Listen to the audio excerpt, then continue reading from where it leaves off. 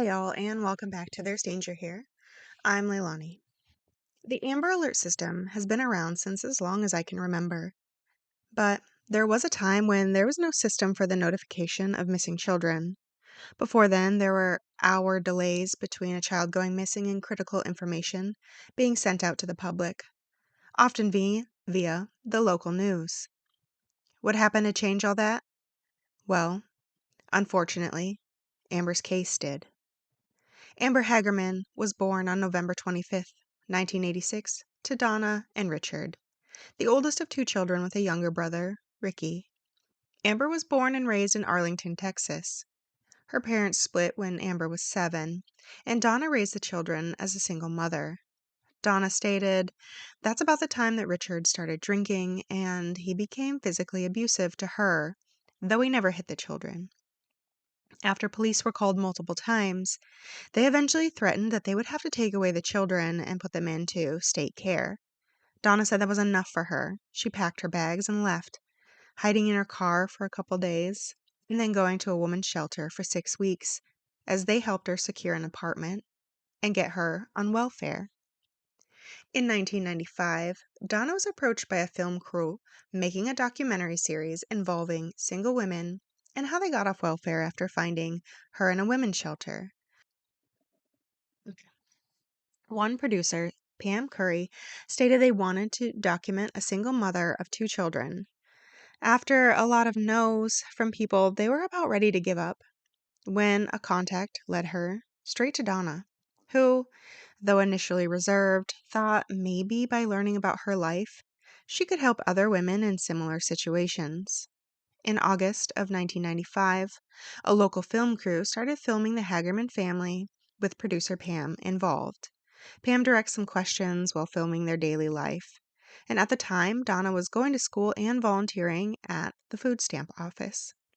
At the time, Donna was allowing Richard to have some visitation rights, stating that he was their father and he should be included, but wanted to make sure he wasn't drinking or scaring the children because of it. On November 25th, 1995, Amber's 9th birthday is filmed at the family apartment with her friends and family, and the crew seem to enjoy the children as if they are their own during this time of filming. Then on January 13th, 1996, the film crew finished their documentary with a plan to release it the following Thursday. The same day, Donna takes her children to visit her parents, Jimmy and Glenda Whitson. Donna states that they went to Castle Park, hanging out for a couple hours before the children had requested to go back to their grandparents to hang out. When they got home, they got on their bicycles and rode around the neighborhood.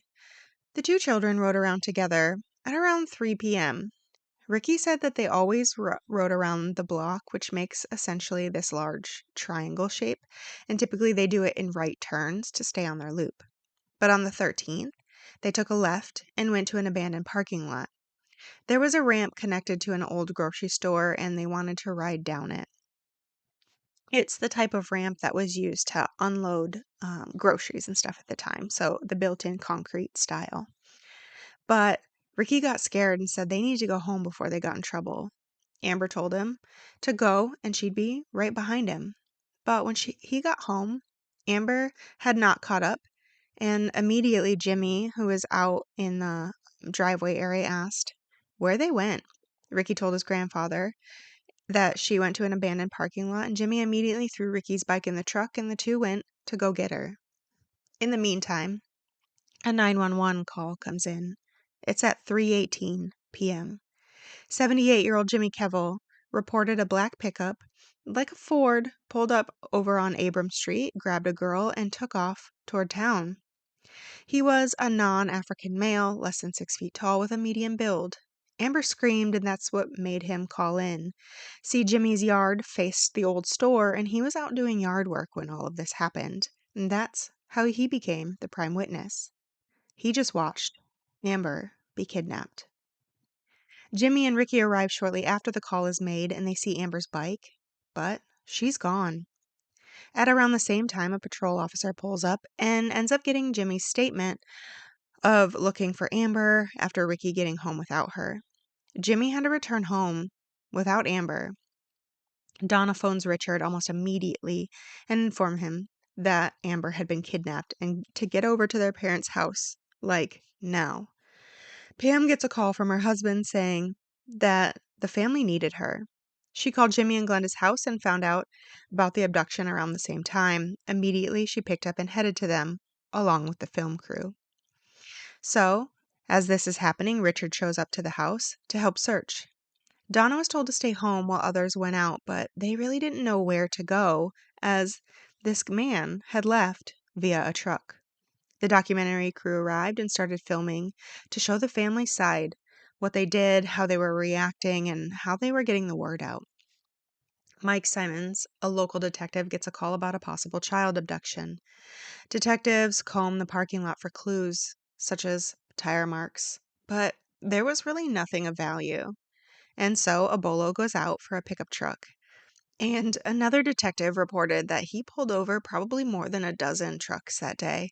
As again, we're in Texas, and this is a pretty common vehicle, and the description was just a black truck that was possibly a Ford. At approximately 4:30 p.m., police notified the media outlets, and they began showing up in mass at the grandparents' house. The 6 o'clock news reported on the kidnapping at the time. Pam's crew put out some of their footage. They decided that live videos of Amber were needed for the public. They wanted them to see her and not just some still photograph.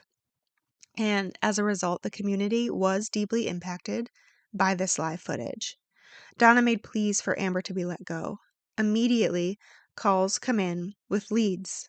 Eventually, over time, they'll receive thousands of leads and followed through with all of them. In addition, the police were talking with those close to the family, of course, including the documentary crew. Richard was interviewed and his alibi checked out immediately, as there was surveillance footage of him and where he said he was at the time of the abduction. Friends and family post flyers and search for Amber, and this starts to go on for days. By day 3, there were no credible leads, despite all of the tips coming in. Police continued to look at those close to the family. A few people gave the name of Mike Thompson. Mike was a family friend that Richard lived with at the time. He also appeared to insert himself into the investigation, which was considered a red flag to the investigators. And Mike owned a black Chevy truck. Police had enough concern that he was brought in for questioning, but Mike even said on public television that he welcomed it and he knew why they had to interview him, but they weren't going to get anywhere. And sure enough, after review, Mike was a delivery driver and his deliveries were time stamped. At the time of the abduction, he was approximately 30 minutes away. After exhausting checks of those that the family knew, police were resigned that it was in fact a stranger abduction, which occurs less than 1% of the time in these cases. By the 16th, a task force was created with 15 detectives and FBI agents. They branched out to contacting local sex offenders and checking in on them. Helicopters stayed out and neighborhoods were searched. The neighborhood was sympathetic, and they were also scared for their own children, realizing that this was a stranger abduction. On January 17th, another 911 call comes in. A woman at an apartment complex located just 3 miles from Amber's grandparents called and said that her husband had found the little girl people were looking for at the park behind the apartment complex itself. At this time, a storm had rolled in and there was a ton of rain. The woman's husband, Eddie Cocker, went down to the creek and promised that he would grab her and prevent her from floating down the river if he needed to. Police showed up and noted the child's body was caught in shrubbery around the creek. At the same time, an advocate for the police department went to notify the family that a body was found but not yet identified. They needed the crime scene to be processed as they headed towards her. Meanwhile, the family sat and watched news coverage throughout the night, waiting to see if they broke with confirmation of whether or not it was Amber. Mike Simmons positively identified Amber and let the police liaison know it was her, then gave her just a measly 5 minutes to inform the family before they went to the media to break the news. Amber's autopsy was made priority. not only to get the evidentiary value and information immediately, but to get Amber to her parents faster, as the coroner would not allow Amber to be viewed or touched by the family until their process were complete. It was completed in a day, and Amber was brought to a funeral home where Donna finally got to see her daughter. The autopsy showed 5 large lacerations around her throat and minimal signs of decomposition, consistent with Amber being killed Tuesday or Wednesday. No sexual assault appeared to have happened, and other than the lacerations, no other peri-mortem wounds were identified. During investigation, it was noted that the park was accessible via 2 separate gates, which were supposed to be locked, but of course one of the 2 gates was broken at the time of the event. There was also security cameras located on the grounds, but due to the storm that had happened to roll in, it obscured the footage, to the point where the only thing you could see was this dark truck roll into the complex. But that was all. The cameras were shaking, and there was, water and stuff obscuring kind of the visuals. Nothing else was able to be taken. Everyone in the apartment complex was interviewed by a police team. Eddie was considered a suspect. He was interviewed multiple times and finally took a polygraph to get cleared. On January 20th, Amber's funeral was held and over 2,000 people showed up. The community rallied with Amber and her family. Ricky said he remembered the funeral, but not when they found her. He didn't know what death was and kept saying, quote, "Wake up, sissy. It's time to get up," end quote. A few of the detectives showed up as well, in part to pay respects, but also to observe those who attended.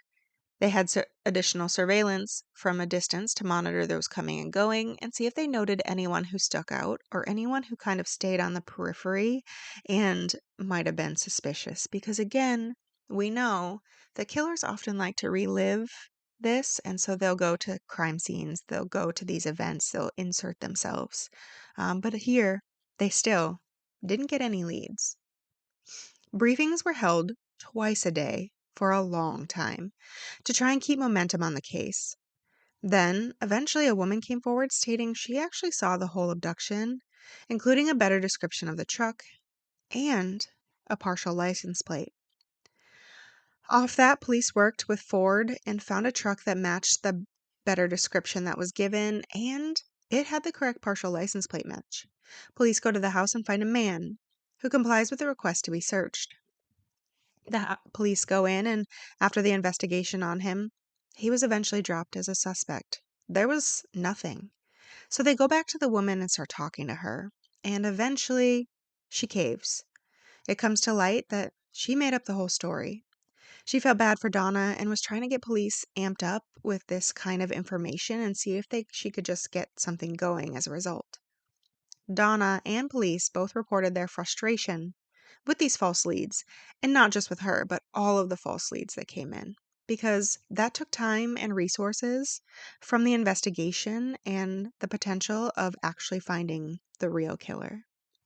Donna became angry that the killer wasn't found, but instead of lashing out, she became an advocate. She pushed to have better resources for police. She was a force at town meetings and school board meetings. Donna kept getting Amber's story out there, sharing it and the ordeal that they went through. Donna also returned to school and completed her degree in medical school, stating she had to go on for Amber. Donna continued to show up to the police station to hear about anything new, stating that there was a room of books filled with tips. In the meantime, she heard over and over that if information had gotten out sooner, maybe more could have been done. That began to formulate a plan. Along with Deanna Simone, who heard about the story on the news by seeing Amber on the TV at the time of the abduction. She was a local resident and thought more needed to be done. She quickly realized that there was a 2-hour delay between the news media and when she had actually been abducted. And so what did she do? She picked up the phone and called a local radio station. The station asked if she had information, and Deanna said no, but in fact she had an idea. From there, the radio stations and Diana proposed getting out information by playing a loud, obnoxious noise to get people's attention, and then relaying information such as suspect information, vehicle information, license plate if able, and victim information. By October 30th, the plan was announced as the Amber Plan, making it a partnership between law enforcement and broadcasters during a time of crisis. People immediately said yes to this and approved it in masses, allowing all radio stations to have broadcast emergency announcements in this way. The Rayleigh Bradbury incident would later solidify all of this into law. The Dallas Amber Plan officially began in July 1997 to help safely recover missing children that police believe had been abducted. Still, it was a while before they actually used it for the first time. Then, in November of 1998, police get a call. There was a missing baby named Rayleigh Bradbury. Her mother, Patricia Sokolowski, spoke about this. They lived in the area, and Sandra Folis was a friend, and so 2 months after Rayleigh was born, Patricia dropped her off to her before heading to work. In the evening, Sandra hadn't shown up to drop her back off at home. So Patricia called hospitals, and no wrecks were reported to have come in. She went to the house, and there was nothing. So Patricia called the police. After discussing the information, police decided this was the time to enact the Amber Plan. A sound came on, and the announcer broadcast Rayleigh's information, the name and description of Sandra, and the vehicle she was driving in. Within 30 minutes of the public broadcast, a 911 call comes in. A man said that the vehicle was in front of him. He gave his location and direction of travel and pulled up next to the vehicle when you hear the man say, "The baby is in front with her." The police pulled over Sandra, and Rayleigh was returned to her mother. It was a resounding success. With that, other cities and states started pouring in with calls to the Arlington department trying to figure out how to set up these programs for themselves. Then, in 2000, the National Center for Missing and Exploited Children took it on. In 2003, President Bush signed off and assigned a coordinator to head the program nationally and started turning it into what people know today. As an example of the nationwide launches, Indiana's Amber Alert launched on October 1st, 2002. As with Indiana, each city or state's Amber Plan program is administered separately in accordance with Emergency Alert System (EAS) procedures approved by Federal Communications Commission. Each program establishes its own Amber Alert criteria, activation procedures, and distribution methods. For example, the Indiana Amber Alert Plan has 4 alert criteria. The child must have been believed to have been abducted and in danger of serious bodily harm or death. The child must be under 18 years of age. Request must be recommended by law enforcement agency of jurisdiction, and there must be enough descriptive information to believe the broadcast will help. However, missing adults and runaways do not qualify. Children taken in child custody disputes generally don't qualify for Amber Alert unless there is an indication that they may be in serious danger. In one of Donner's interviews later, she stated to Yahoo News, quote, "It's a shame my daughter had to be butchered and had to go through what she went through for us to have the Amber Alert, but I know she would be proud of it," end quote. In another interview, she talked about being broken, that Ricky found happiness in his life, and that really makes her happy as well. She also stated that Amber loved to take care of others, that she knows she would be proud of the Amber Alert system, and that it continues to help children. And eventually, Rayleigh was interviewed years and years later, and she said that she considered Amber to be her guardian angel, and sometimes she would pray to her or say things to her throughout the day. And lastly, according to U.S. Department of Justice, up to 4,600 children are abducted by strangers every year. That's about 12 children nationwide every single day. And with that, to all those out there listening, be careful. It's a dangerous world we live in.